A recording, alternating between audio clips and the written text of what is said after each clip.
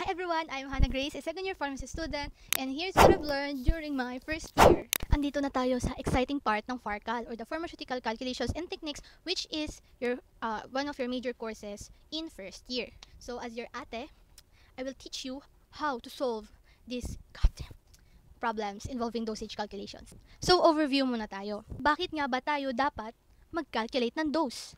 Kasi trip nyo lang? No. Kasi, dapat we make sure na yung patient is magiget niya yung right amount of medicine kasi kapag sumobra yan, pwede siyang ma-overdose o kapag kulang, pwede naman ma-underdose. Or worse, kapag sumobra ng bonggang-bongga, pwede siyang karoon ng toxicity sa body. Now, there are several parameters to consider when calculating doses. Age and weight, BSA, nutritional and functional status, pharmacokinetics. Usually, ang healthy adults ay okay na sa kanila ang normal dosing. But, we have certain patients na kinakailangan ng individualized dosing. So, example, neonates or newborns, saka mga pediatric patients. Yung mga elderly rin. Tapos, yung mga critically ill patients, yung mga merong compromise ang liver at kidney nila.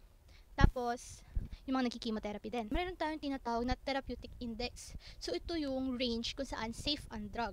Doon siya effective, hindi siya magkakaroon ng adverse reactions. Kasi kapag malaki ang therapeutic index, bigger siya, ibig sabihin, mas safer ang drug. Pero kung narrow yun, maliit lang, ang range niya, sabihin dapat careful tayo sa dosing. Just like warfarin. So alam naman natin na ang warfarin ay anticoagulant.